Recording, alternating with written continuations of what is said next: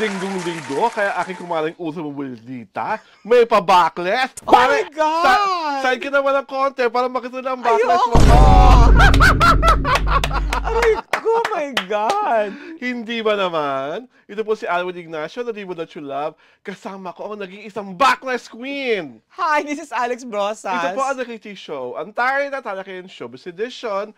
At para sa aming episode 9, syempre pa, we only give you the best. At ano ba naman itong pakasaling puwersan to na walang kakwenta-kwenta at walang kadating-dating. Kasi nga, tong grupo ng mga babaeng to, parang ayaw ko nang bagitin ng pangalan. Bagitin mo na? Gusto ko nang bagitin yung pangalan ng grupo ng mga lalaki kasi lalaki sila. Ang BJYO na may crush ako dyan. Si Akira? Akira ba yun? I don't know any of them. Charot. Well, anyhow, ang dalawang grupong ito na mga talent ng isang recording company ay magkasunod na nagpalabas sa kanilang bagong music video. Diba? Ang grupo ng mga babae, Natatawagin nating nakatago ko sa pangalan, Beanie, nagpalabas sa kanilang music video noong March 14. At ang title ng kanilang music video ay Bottom. Charot! grabe ka, nag-iimbento ka na. My God, that's fake news. Ang pamagat ng kanilang bagong music video at kanta ay Top. At umaasa sila na ma-reach ito ang top na kasing successful ito ng Pantropiko, ng Cherry on Top. Pero, the opposite happened? Well, hindi pa ito umabot ng 1 milyon. Since its release. Diba? At ito, ang mas nakakalungkot. Ang BGYO, dati, ito talaga ang grupong itinatapat sa Southeast Asian superstar pop group, ang SB19. Diba? Noong at 13 ng Marso, naglabas ng panibagong music video ang kanta na ang pamagat ay Divine. Wow. Na hindi ko alam kung tungkol ito sa Divine Diva na kay Jaja Padilla o tungkol ito kay Divine Tetay na impersonator ni Chris Aquino. Pero, sadly, matapos itong lumabas sa merkado, hindi pa ito umuabot ng 100K views.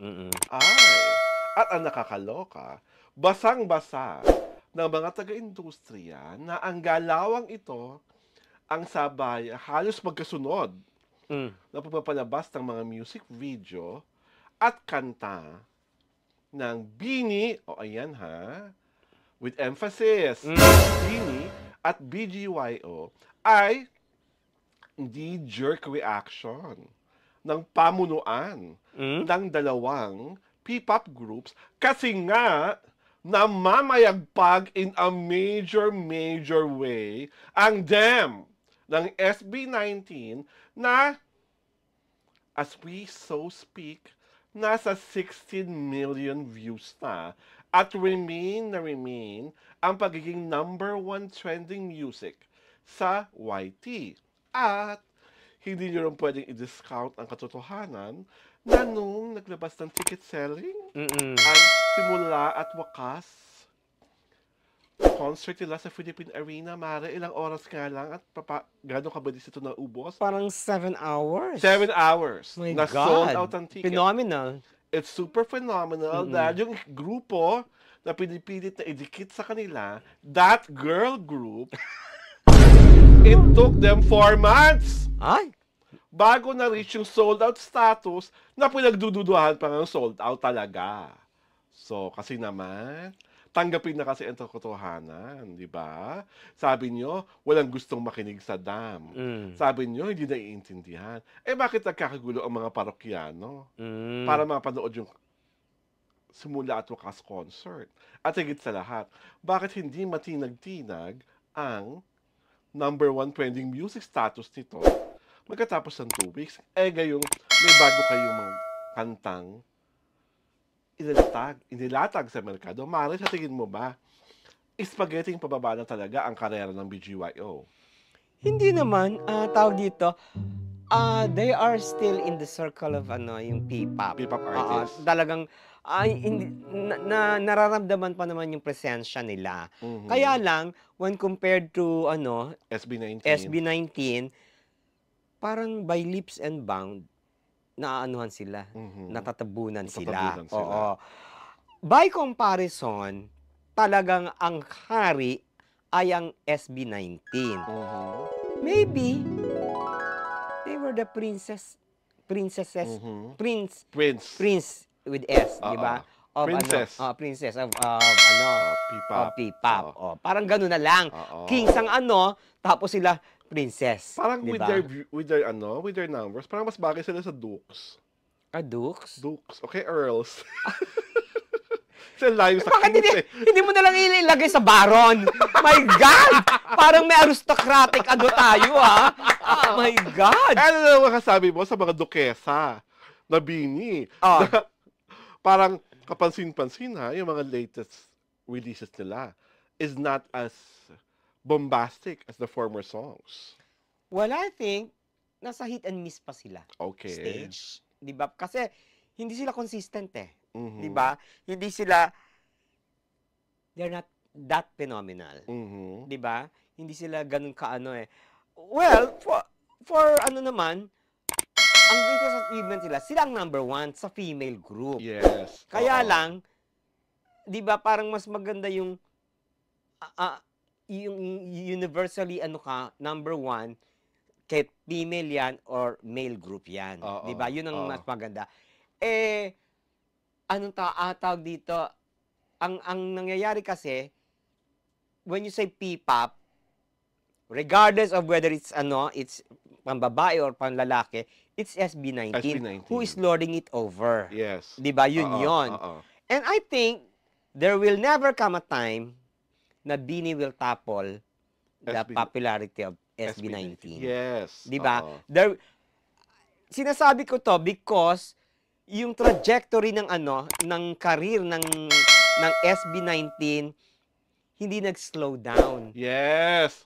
Umaangat pa. Soaring. 'Di ba? Yun yung Parang there's no stopping them now. Parang pagka bumangga, bagsak. 'Di ba? Lapnos, crumble, Di ba? Di ba yung ganon? So, hindi pa sinisilang ang tatalo sa SB19. Kumbaga, diba? Whatever is the kiao-kiao of the group that is blindly supporting this girl group, hindi po talaga sila ang magkatapat. Huwag niyong ipilit. Hindi kasi yung mga fans kasi, you have to understand their fans. Yes. Ganun talagang mga fans. Talagang, they will fight tooth and nail. For their idols, di ba? Hindi talaga mawawala yun. Kaya lang, parang parang kasing when you fight against one, dapat you are in the stream of sanity. Di ba? You are aligned with the truth and the facts. You have to have a reality check. Yes. Hindi yung you were blabbering on empty di ba? On empty factors, on empty. Parang di ba parang mali-mali yung di ba? Mali-mali yung kailangan kasi if you are being an intelligent fan, you should accept things as they are. Yes. Ganun lang naman yun you accept na nga sila. Di ang only consolation mo, sa female group, din yung number 1. Yes. Di ba? Pero yung iba kasi, parang they wanted to make it appear na natatalo na ng BINI ang SB19. Which is very contrary. Very contrary and very stark contrast to the truth. Yes. 'Di ba? Kaya sila nababash din. Yes. The fans. Kasi you have to anchor your argument on truth and facts. Yes. And diba? figures, lalo na ngayon, may digits na nakikita at bumabasa otherwise, you look stupid. Yes. Di ba? I think being stupid suits them naman. No, it doesn't suit them. They're moronic by standard. Charot lang! My God, di ba? I mean, the fans hindi yung ano, yung group Oo, kasi baka i-bash nyo ako, no? Di ba? Ay, ako naman, bash nyo ako. Wala akong pakialam sa inyo, well, no? sa akin lang, there is hope springs eternal for all the P-pop groups. Basta po magsipag, gumawa ng bagong mga kanta, at umasa sa swerte. What? At syempre pa, sa guidance ng mga pamunuan nyo. But not for Beanie, charot. Ay, alam mo Aray ko! Dahil dyan. My God! Ito po si Alwin Ignacio, the diva that you love. Kasama ko aking kumareng ultra maldita. Hi, this is Alex Brasas. Ito po ang The Kitty Show, ang Taray na Talakan Showbiz Edition. Boom Bloom!